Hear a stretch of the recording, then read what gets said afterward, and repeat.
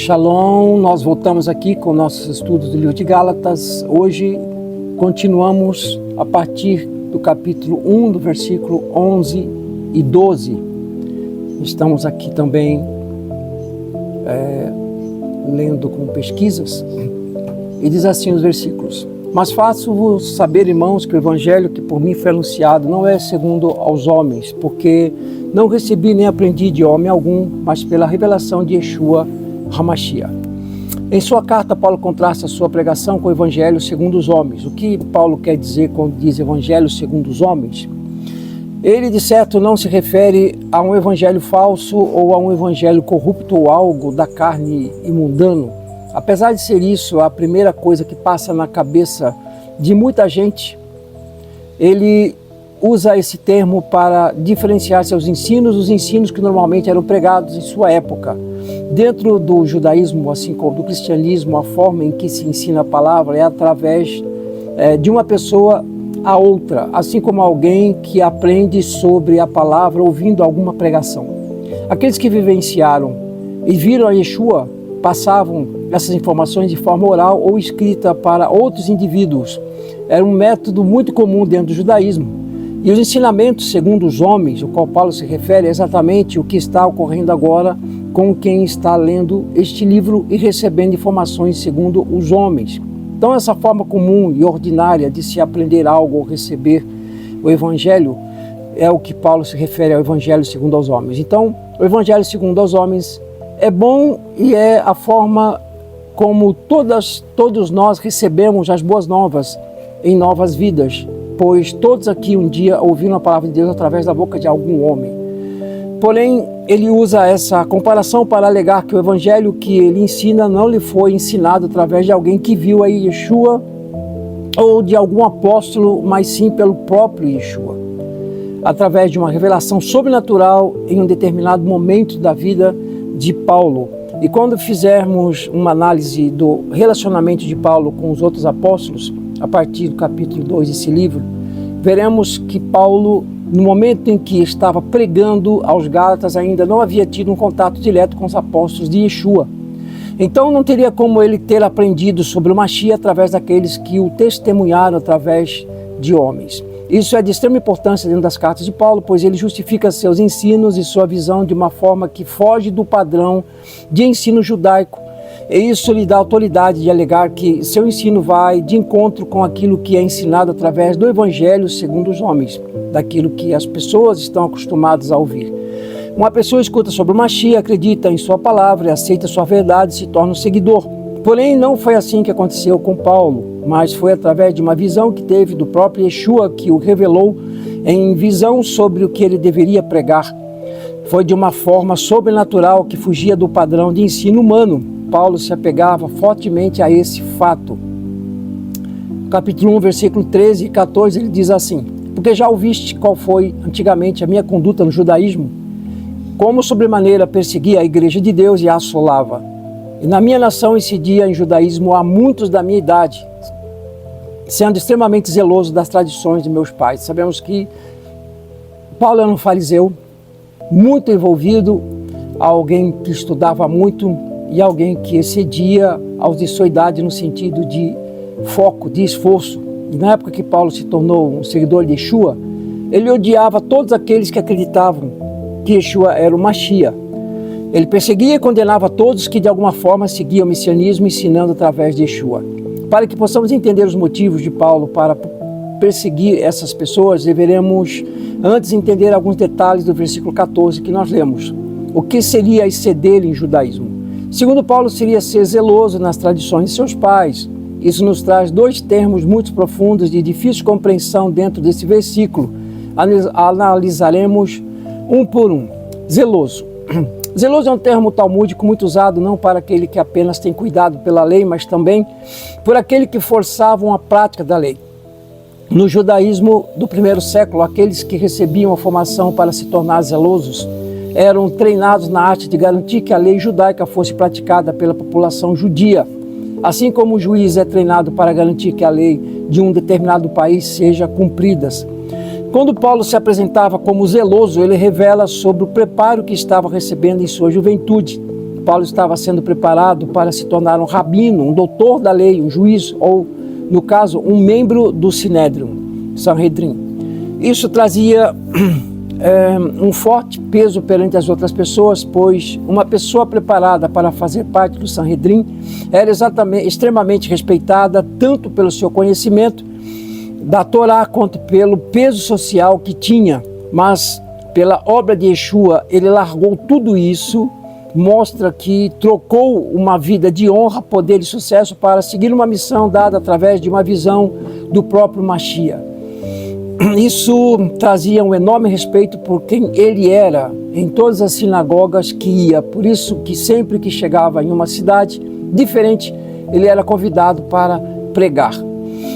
Quando ele fala dos versículos que nós lemos, sobre as tradições dos pais, quando Paulo cita as tradições dos pais, ele não se refere aos costumes judaicos que teve em sua educação dentro da sua casa.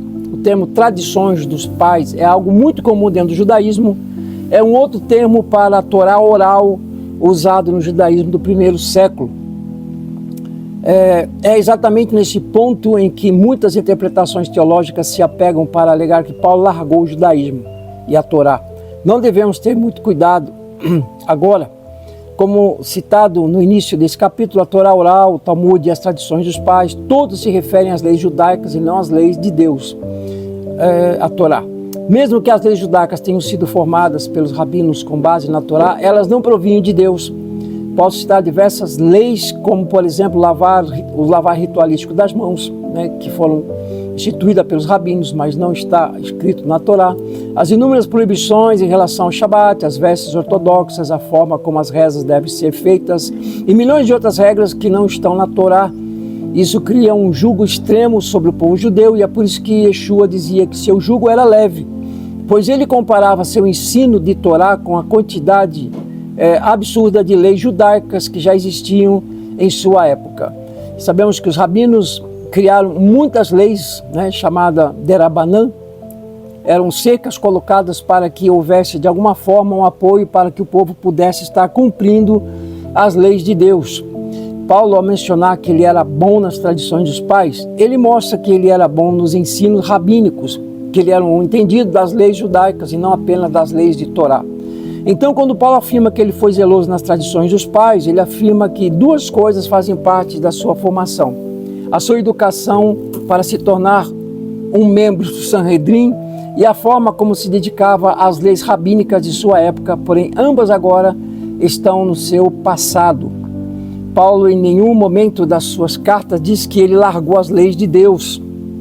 Em nenhum instante afirma que ele deixou de viver Torá, e o que ele faz é largar aquilo que não vinha de Deus. Repito, Paulo não largou a Torá, não tinha um outro evangelho, não era um evangelho diferente, era o mesmo evangelho. Paulo e Yeshua e os Macabeus. Esse outro subtítulo para nós estarmos aqui explanando.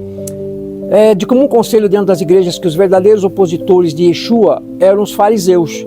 Isso devido aos inúmeros debates que aconteciam entre eles. Porém, tais debates ou críticas internas em relação a diferentes interpretações bíblicas é algo comum no meio farisaico e do ortodoxismo judaico. De forma alguma isso seria motivo de matar alguém que fazia parte do seu próprio povo. Fora o que o próprio Yeshua era um rabino de formação farisaica. E aqui vem um contexto que traz muita resistência em muitos dizer que Yeshua era um fariseu, Mas ele estudou numa escola farisaica, assim como Paulo.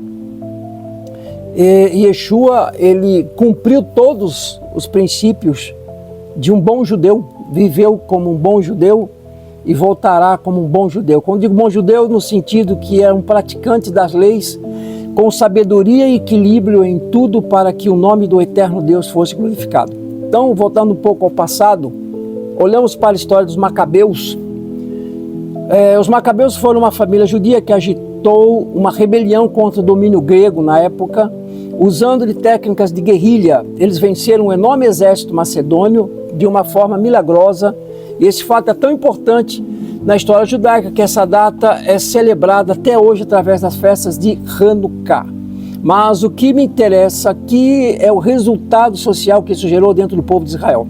Foi realmente uma vitória gloriosa que levantou o ânimo de um povo que já estava totalmente entregue a seus opressores e deu a essa família uma enorme moral.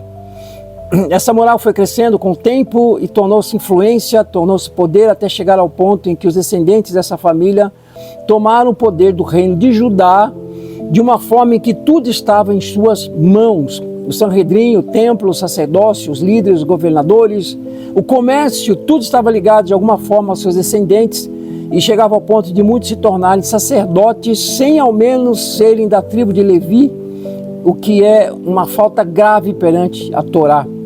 Esse grupo de pessoas provenientes da casa dos Macabeus eram conhecidos como saduceus. Agora você entendeu, né? E Yeshua, quando pregava contra os líderes e contra os sacerdotes e os doutores da lei, ele atacava justamente essas pessoas que detinham um enorme poder de uma forma ilícita. E a atenção dos saduceus caiu sobre Yeshua no momento em que ele causa aquela confusão no templo. Daí então que a conspiração para matá-lo começou dentro do seio dos saduceus. Esse ódio e medo foram tão grandes que tudo que eles controlavam, incluindo o Sanhedrin, incentivavam a perseguição aos seguidores de Yeshua, pois assim eles poderiam evitar um levante político dentre os populares que os seguiam. Com esta base fica fácil de entender o motivo que fazia Paulo perseguir os seguidores de Yeshua. Como um provável futuro membro do Sanhedrin, era sua obrigação garantir que as leis judaicas fossem cumpridas, as quais eram manipuladas pelos saduceus. Já tinha politicagem naquela época, queridos.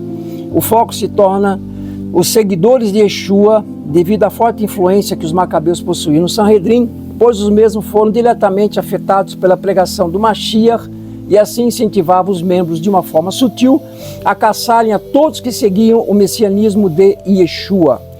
Isso na tentativa de evitar que a mentalidade contrária a eles, vinda dos ensinos de Mashiach, se espalhasse entre o povo, tentando evitar assim uma revolta popular que poderia eventualmente tirá-los do poder.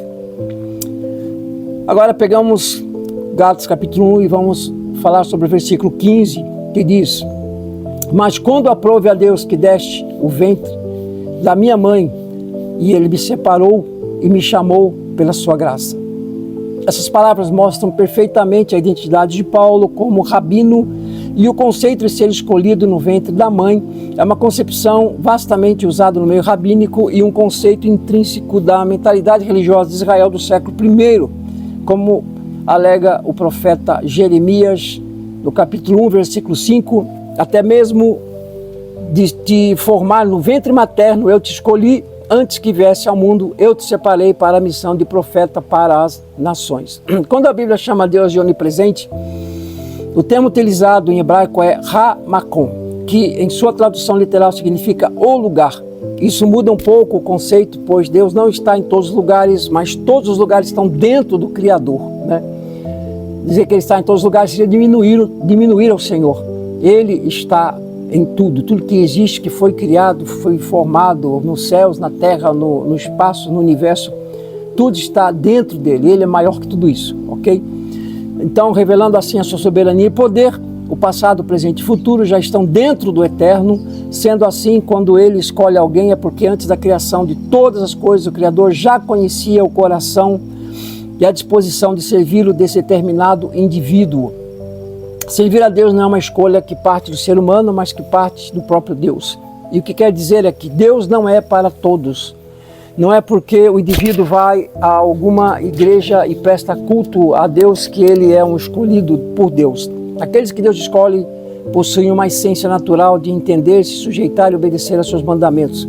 Aqueles que não creem que a vontade do Criador se encontra na Torá, que servem a Deus pelas próprias forças e não através dos mandamentos, mesmo que aleguem serem escolhidos desde o ventre, acabam tendo uma vida longe da vontade divina.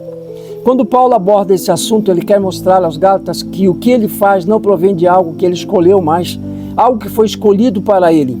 Ele revela o peso da sua missão e que Deus é aquele que o dá suporte naquilo que ele ensina. Apresentar uma missão dessa forma em um meio judaico tem um enorme valor. Vamos pegar agora o versículo 16, Gálatas 1,16, que diz: revelar seu filho, aprove a ele revelar seu filho em mim, para que o pregasse entre os gentios, e não consultei carne e nem sangue.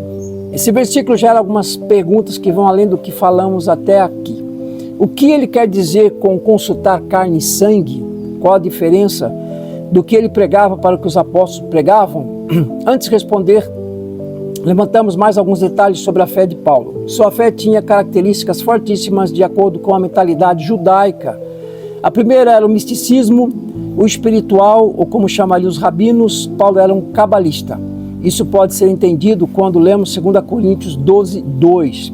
Outro ponto vital é a visão apocalíptica de Paulo. Percebe-se que Paulo tinha certeza da iminente volta de Yeshua. Ele acreditava que seria muito em breve, ainda no tempo dele. A volta do Mashiach iria trazer o julgamento sobre todos os homens, e isso não saía da mente de Paulo. Foi por isso que sua pregação se diferenciava da pregação dos outros apóstolos. Paulo se focava apenas na salvação, não que isso não fosse importante, mas se seguirmos apenas o que Paulo falou, deixaremos de receber muitas outras promessas de Deus, como uma vida abençoada, conforme lemos em Levítico 26, um relacionamento íntimo com o Criador, e temos tudo aquilo que Deus nos promete em vida. Isso é algo tão intrínseco dentro da mentalidade cristã que as pessoas só falam de salvação e esquecem que Deus tem muito mais a oferecer. Salvação é apenas uma delas. Era justamente isso que ele trazia aos gentios. A Torá por si já estava sendo pregada, pois todos estavam em uma sinagoga.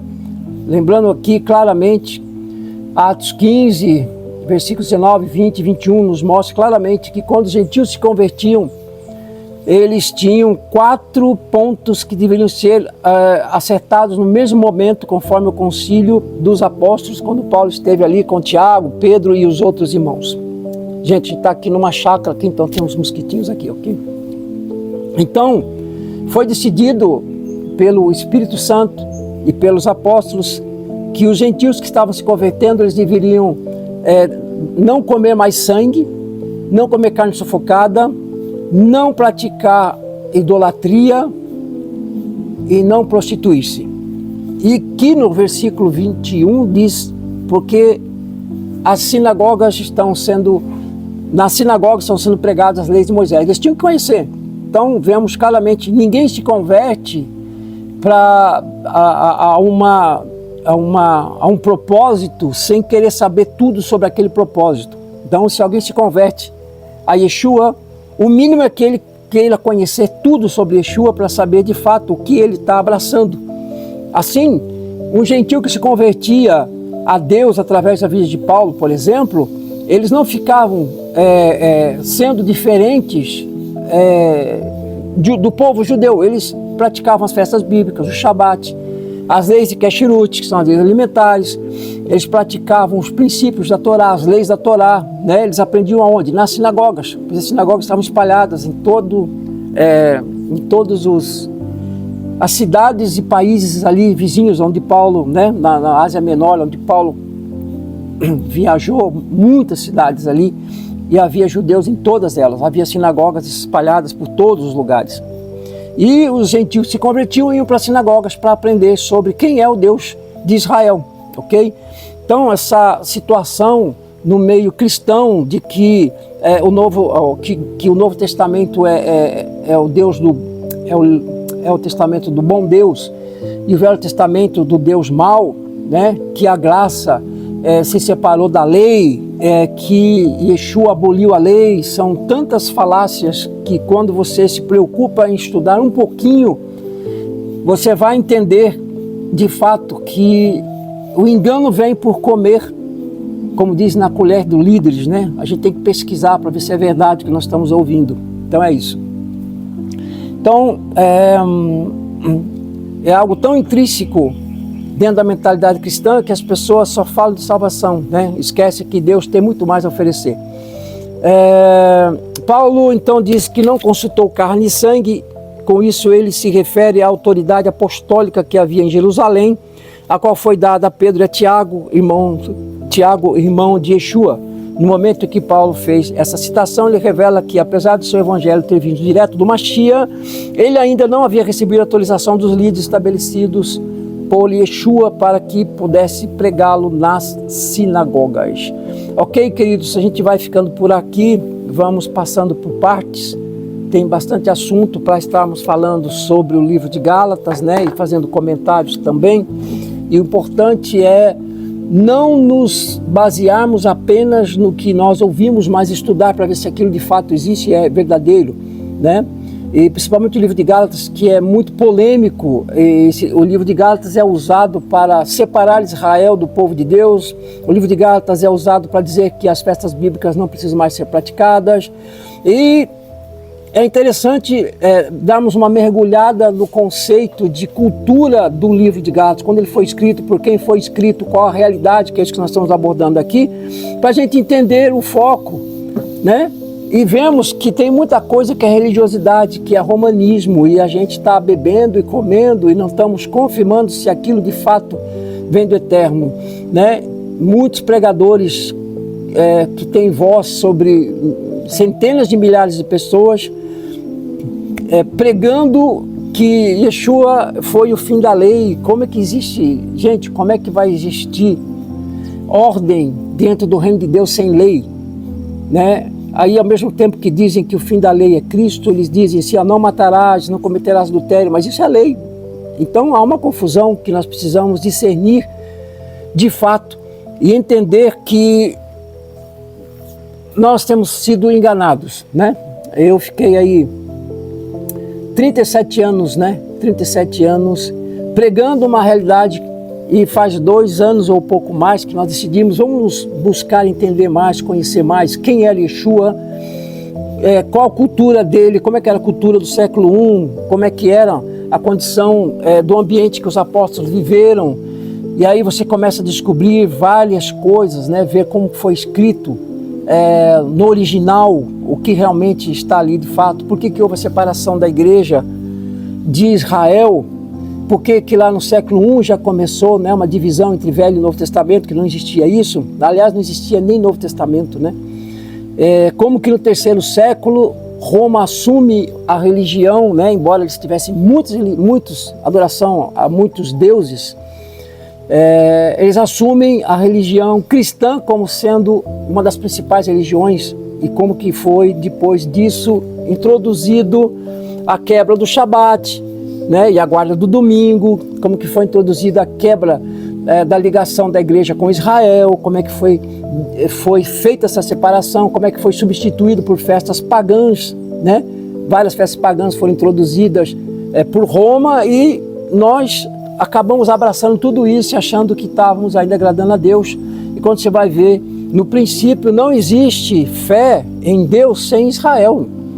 Não existe como nós cremos no outro Mashiach que não Jesus judeu. Jesus é judeu, não é? E ele volta como judeu. A Bíblia todinha foi dada no ambiente judaico, não é? E nós precisamos conhecer. Eu não estou falando de judaísmo aqui como religião, estou falando no sentido de conhecer os padrões de Torá e conhecer como de fato Deus estabeleceu para nós vivermos, né? Isso é muito importante para quem quer